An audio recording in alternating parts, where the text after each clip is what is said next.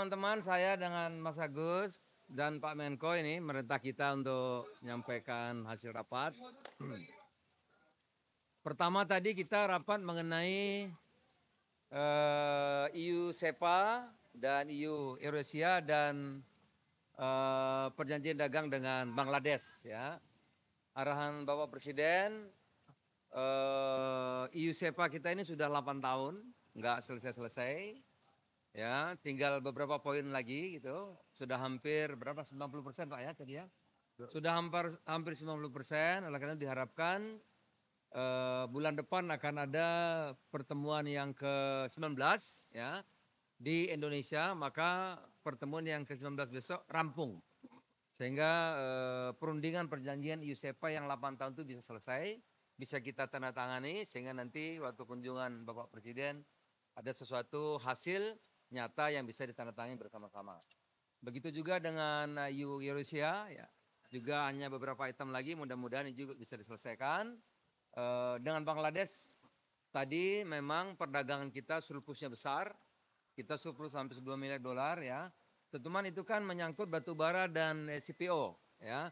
Sementara Bangladesh agar masuk tekstilnya. Nah kita mengatakan kalau batu bara dan CPO itu kan tidak tergantikan. Jadi kalau kita mau ngitung trade perdagangan antar dua negara diukur di luar CPO dan batu bara. Jadi ini masih belum selesai.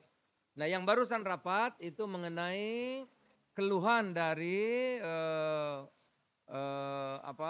industri tekstil. Ibu sekalian Bu. Alhamdulillah ada Ibu Menteri ini. Keluhan dari pelaku industri tekstil yang beberapa industri tutup ya Pak ya. Dan ada beberapa ya juga terancam PHK massal. Tadi disepakati karena tadi usulannya Menteri Perindustrian untuk mengembalikan Permendak 8 dan Permendak ini kan sudah dalam kurun waktu 1-2 bulan 3 kali perubahan ya. Dari Permendak 25 ke Permendak 36 protes lagi yang nyusun waktu itu kita juga, tapi kita juga yang protes pada waktu itu. Maka 36 berubah menjadi Permendak 7, 7 berubah lagi jadi Permendak 8 ya. Sekarang rapat tadi Pak Menteri Perindustrian karena ada masalah seperti ini untuk dikembalikan lagi ke Permendak 8 lagi ya. Tapi tadi disepakati kita pakai instrumen pengenaan untuk TPT dan pakaian jadi, kemudian elektronik, alas kaki dan keramik ya, tas, ya alas kaki, tas beda ya, tas, alas kaki, pakaian jadi, keramik, elektronik dikenakan BMPT dan apa? Oh, biaya anti dumping nanti sekalian ya. Nanti saya sore ini akan rapat merumuskan kirim surat ke Ibu Menteri Keuangan. Mudah-mudahan besok kalau itu selesai surat, berarti lusa 3 hari kemudian pengenaan biaya masuk BMTP dan anti dumping itu bisa selesai. Nah, sementara untuk merumuskan melindungi jangka panjang, tadi usulan Menteri Perindustrian, apakah kembali ke Permendak 8 ataukah nyusun aturan baru, nanti kami akan berunding lebih lanjut. Saya kira itu. Ya.